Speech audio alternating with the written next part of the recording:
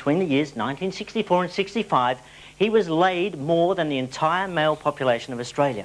That's because he was not just a rock and roll star, he was Thorpe. Billy Thorpe, a man who in his prime drew bigger crowds than the Beatles, whose band the Aztecs was reputed to be the loudest in the world. He's been in America the last 20 years, but he's back in Australia now to release this CD, the triple CD, Lock Up Your Mothers, which sold out on release. Shows he's still very popular, Billy Thorpe. Will you please welcome Australia's only genuine living rock and roll legend, Billy Thorpe. Come on in. You poor old fella. Come on, matey. Come on. There we go. There we go.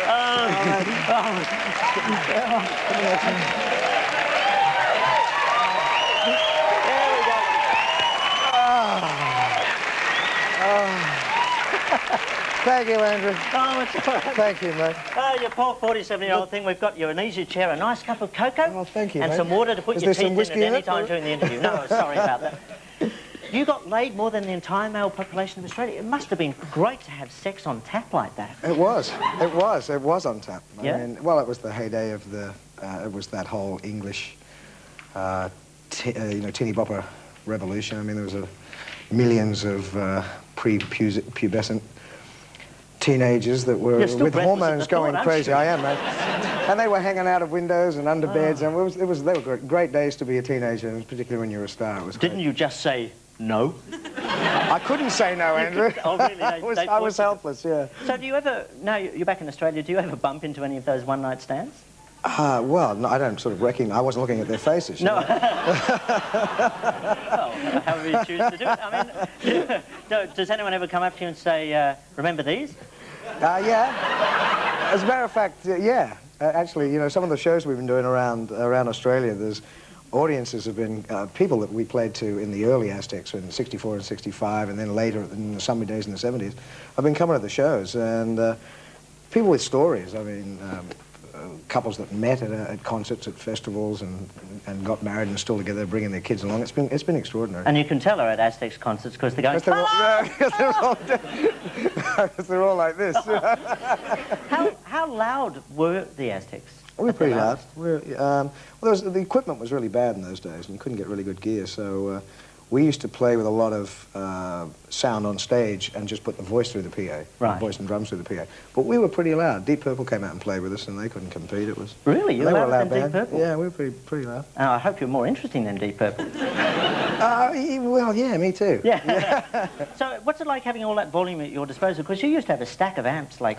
Well, it's something that happens with volume. There's a feeling that you get when you start using powerful gear that you just can't get out of a small Fender twin amplifier or something like that. Yeah. It's got to do with physically moving the air, and it definitely affects crowds, and it definitely affects the way you play and the kind of music you play.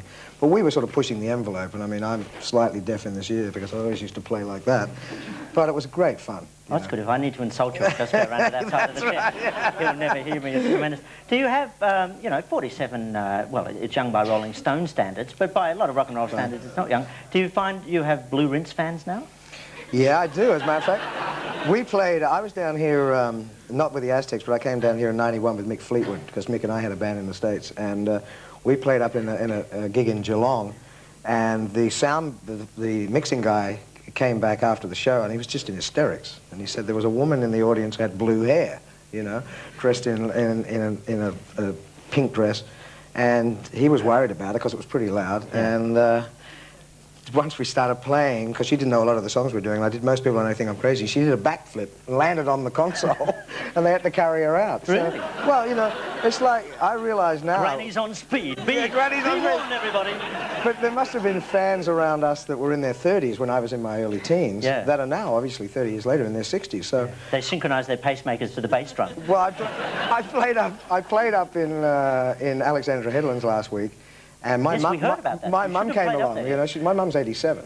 You know. Really? And she was out there rocking away, and I looked, and there was this whole crowd of old ladies, you know, that were all rocking and screaming. What, they throw their incontinence pants onto the stage? You're an evil son of a bitch. Yeah, and I catch him in my teeth. That's beautiful. I love rock and roll. Now, you, in your album, in the liner notes to Lock Up Your Mothers, which is a great album title, you actually partly dedicate the album to all those hotel managers whose rooms you trashed.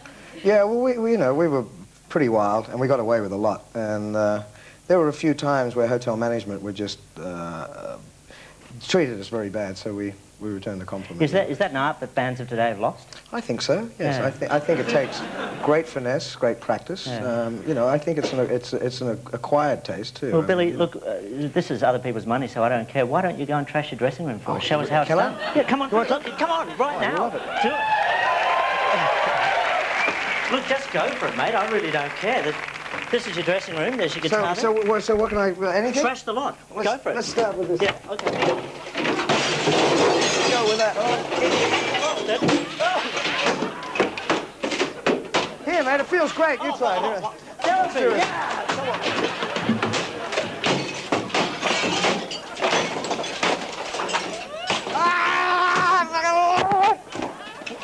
Who threw that fucking Ladies and gentlemen, I give you Billy Thorpe.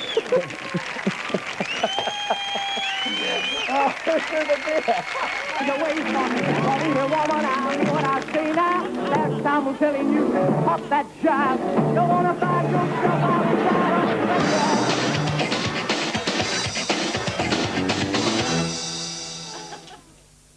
To put your earplugs back in.